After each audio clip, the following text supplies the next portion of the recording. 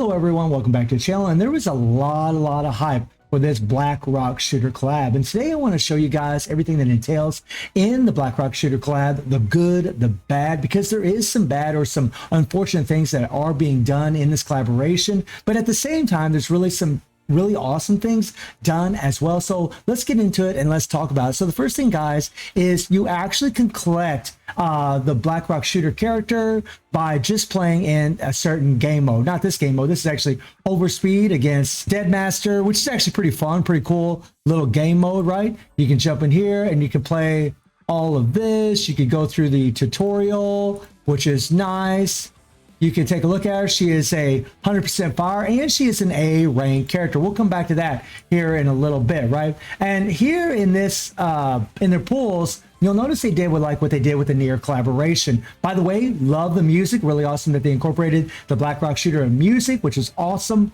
But because she's an A rank character, guys, the way they have this set up is every single pull that you do, every multi that you do, you're actually going to get a copy of the character. Now, this is fantastic, right? It makes it easier to level up the character. However, if you'll notice, guys, you know, an A rank character is not in the base event. They're not in the base event, right? She's actually in a separate banner where you have to use either, you know, these type of cards right here or your regular black cards, right? Well, the thing that sucks about this, I think, especially for free-to-play players, is the fact that we're going to probably be getting Watanabe and the next upcoming update, who might be an ice character, but that's all speculation. We really don't know. But we do know that S rank Watanabe was teased. So if you're playing free to play, this is going to kind of suck for you because you're going to be like, man, I really want to do some pulls for this girl, but this is an A rank character, right? She's 100% fire. Is she going to replace Fire God Lee, Hyper Real Lee? I don't really know. And the truth is about Lee, Lamia is already out DPSing him in Warzone. I don't know if she is in Phantom Pain Cage or not, but in Warzone, she's actually doing more damage in Warzone than Hyper God Real, although they'll probably end up changing that in a future patch. But this is kind of the thing that's a real bummer, is the fact that, you know, yeah, you'll get the character for free, and that's awesome, guys. They're going to give you 30 shards for her completely for free, so you'll get the character guaranteed, and that's fantastic. It really is. It's just that it sucks knowing more than likely we're going to have an S character after this banner. However, I really don't know that. I have no idea what's going to be coming afterwards, so it could be like kind of like a bait banner. And if you already have Lee, do you really need to pull for her? Should you pull for her? And the answer to that question would probably be no. But I can tell you that BRS here is an amazing character. She is quality, guys. She's got built-in iframe. She's very strong as far as her damage, even as an A rank character, not even leveling her up, not even taking her to S rank or double S. She's actually quite strong on her own. I really don't know if she's better than Lee, triple S plus or not. They do offer some deals in the shop that you can queue up for the character, and you know, and that's fine. I mean, especially if you're a spender. And by the way, here is a new coding for her that costs 68 rainbow cards, and usually, you know, whenever they cost 68 rainbow cards, they'll give them for free in the future. But because this is a collaboration, I don't know if that's going to happen. And if it does return, maybe they'll give it for free in the next returning collaboration for her. And that's another thing we just don't know. We don't know if we're going to get a returning collaboration or not for this character, but they have it set up to where you can actually buy these packs and buy these cards if you choose to do so. They also have an S rank selector that you can buy in here as well. And you see more of these packs that you can buy for her, but this is really only for spenders, and that's all good and dandy. But the free to play, you know, you're going to be looking at this and thinking, man, this just doesn't seem as good as the Nier collaboration. And that's because, well, it really isn't, guys. It's kind of underwhelming compared to the Nier collaboration, because in Nier, we actually got 3 characters. Well, not 3. We got 2 characters for free. We had A2, who we could actually farm for shards, and we got 9S completely for free through a login event.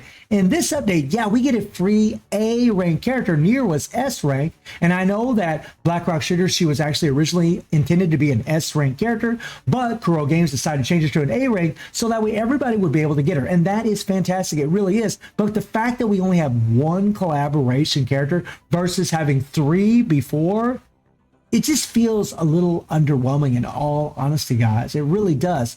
And for the free-to-play players with the Nier collaboration, if you played your cards correctly, you were actually able to get a triple SA2, who was absolutely insane, was the meta in the game, and still currently is for your physical team until Bianca shows up in the next upcoming patch on global. You got a lot of bang for your buck being a free-to-play player for the Nier collaboration, whereas in this particular collaboration, the BRS collaboration, you're just not going to get that at all. I mean, you're just going to get an A-rate character, and again, that is fantastic. I'm really happy that they gave this character for free. She really is awesome, man. I love her to death. But like, in my situation on a free-to-play account, I'm just looking at her thinking, yeah, I love her. I think she's badass, 100% fire character. I don't even have a fire character on my roster, so she's actually really awesome for me to have. But I can't pull for the character because I'm so worried that if I spend my black cards, and the banner before this was Lamia,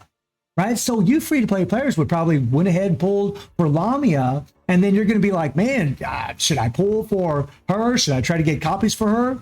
And the answer is, I think only if she's really your waifu, if you really want to level her up, if you're a BlackRock shooter fan, is the only reason you would do it. Again, I don't know if she's stronger than Lee when she's fully maxed out. But for you free-to-play players, you're just not going to do that, guys. That takes an insane amount of copies in order to max this character out because she's an A-rank character. Yeah, every 10 pulls, you're guaranteed to get her, and that is fantastic. It really is. But you're only going to get 18 shards versus 30 shards every time you pull for the character whenever they're S ranked. However, whenever they're S ranked, you got to do 60 pulls in order to get the character, whereas with here, you only got to do, a one multi, right? It takes 6 multis to go to the end to get an S ranked character, and here you get the character every multi. You'll get 6 copies and 6 multis, where for an S character, more than likely, you would only get 1 copy in 6 multis. So in that respect, she's way better. Like, she's way better. And if we break out and we do a little math, guys, as far as how many copies